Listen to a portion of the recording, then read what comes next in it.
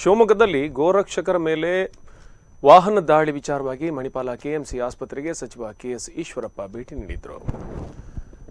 ಈ ಸಂದರ್ಭದಲ್ಲಿ ಮಾತನಾಡಿದ ಅವರು, ಯಾವುದೇ ಪ್ರಾಣಾಪಾಯ ಆಗಿಲ್ಲ ಅಂತ ವೈದ್ಯರು ಹೇಳಿದ್ದಾರೆ. ಸಂಘಟನೆ ಮತ್ತು ಸರ್ಕಾರ ಗಾಯಾಳುಗಳಿಗೆ ನೆರವು ನೀಡುತ್ತೆ.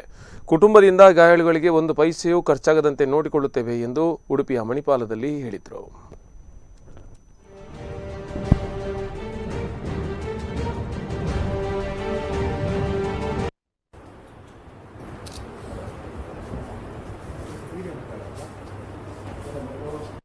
ನನ್ನ ನಂಬರಿಗೆ ದಯವಿಟ್ಟು ಫೋನ್ ಮಾಡಿ, ನಾನು ಅದಕ್ಕೆ ವ್ಯವಸ್ಥೆ ಮಾಡ್ತೀನಿ. ದುಡ್ಡಿಗೋಸ್ಕರ ಇವ್ರು ಟ್ರೀಟ್ಮೆಂಟ್ ತೊಂದರೆ ಅಂತ ಪಾಪ ನೀವೂ ಕೂಡ ಏನು ಮಾಡೋಕ್ಕೆ ಬರಲ್ಲ. ಆಯುಷ್ಮಾನ್ ಕಾರ್ಡ್ ಇದೆ ಅಂತ ಅಂತಿದ್ರಿ, ಬಟ್ ಅದು ಕವರ್ ಆಗುತ್ತೆ.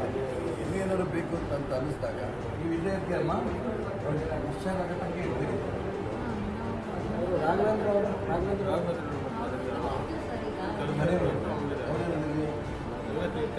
ಅಲ್ಲೇ ಇದ್ದಾರೆ. ಮೇಲೆ ಹೋಗ್ತೀರಿ, ಯಾವ ಬರ್ಬೋದವರು ನಾಳೆ ಕಡೆಗೆ. ಅದಕ್ಕೆ ಅವರು ಹೇಳಿ ನಾನು ಮಾಡಿದ್ದೀನಿ, ನಿಮ್ಗೆ ಏನೇ ಬೇಕು ಅಂದರೆ ನಾನು ತಕ್ಷಣ ನಂಗೆ ಫೋನ್ ಮಾಡಿ, ಆಯ್ತಾ? ಏನು ಈಗ ಅದಕ್ಕೆ ಬೇಕಾದಂತೆ ನಿಮ್ಗೆ ಈಗ ಹೇಗೆ ಕೆಲಸ ಮಾಡೋದು ಬೇರೆ ಕೆಲಸ. ನಿಮ್ಗೆ 2-3 ತಿಂಗಳಿಗೆ ಅನ್ನೋ ದಿಕ್ಕಿನಲ್ಲಿ ನಮ್ಮ ಸರ್ಕಾರ ಏನೇನು ಬೇಕೋ ಎಲ್ಲ ಪ್ರಯತ್ನ ಮಾಡ್ತೀವಿ. ಗೋಹಂತಕರಿಗೆ, ಗೋಕಳ್ಳರ ಬಗ್ಗೆ ಇನ್ನೂ ಬಿಗಿಯಾದ ಕ್ರಮವನ್ನು ತಗೋತೀವಿ. ನಮ್ಮ ಗೃಹ ಸಚಿವರು ಇವತ್ತು ಆರ್ಗ ಜ್ಞಾನೇಂದ್ರ ಅವರು ಕೂಡ ಮಧ್ಯಾಹ್ನ ಬಂದು ಹೋಗಿದ್ದಾರೆ. ನಾನು ಅವ್ರ ಹತ್ರನೂ ಮಾತಾಡಿ ಇಡೀ ರಾಜ್ಯದಲ್ಲಿ, ಬರೀ ಶಿವಮೊಗ್ಗ ಜಿಲ್ಲೆ ಅಲ್ಲ, ಅಥವಾ ಹಿಂದೆ ನಿಮಗೆ ಗೊತ್ತಿರಬೇಕಾದ್ರೆ ಕಾಂಗ್ರೆಸ್ ಸರ್ಕಾರ ಇದ್ದಂಥ ಸಂದರ್ಭದಲ್ಲಿ ವಿಶೇಷವಾಗಿ ಈ ಉತ್ತರ ಕನ್ನಡ, ದಕ್ಷಿಣ ಕನ್ನಡ, ಉಡುಪಿ ಭಾಗದಲ್ಲಿ ಅತಿ ಹೆಚ್ಚು ಆಗ್ತಾಯಿತ್ತು. ಈ ಕಳ್ಳತನ ಅತಿ ಹೆಚ್ಚು ಆಗ್ತಾಯಿತ್ತು. ಈಗ ಕಮ್ಮಿ ಆಗಿದೆ.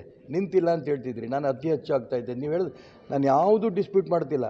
ನೀವು ಹೇಳ್ತಿರೋದೆಲ್ಲ ಸತ್ಯ. ನಿಮ್ಮದು ಕೂಡ ಕಳಕಳಿ ನಂಗೆ ಅರ್ಥ ಆಗುತ್ತೆ, ಪತ್ರಕರ್ತರದ್ದು. ನಿಂತೋಗಿದೆ ಅಂತ ನಾನು ಹೇಳಿಲ್ಲ. ಅವಾಗ ಆಗ್ತಾ ಇರೋದು ಇಷ್ಟ ಆಗ್ತಾಯಿಲ್ಲ. ಇನ್ನೂ ಅದಕ್ಕೋಸ್ಕರ ಹೇಳ್ತೀನಿ, ಏನೇನು ಬಿಗಿ ಮಾಡಬೇಕು ಪೊಲೀಸ್ ಇಲಾಖೆಗೂ ಬಿಗಿ ಮಾಡಿ.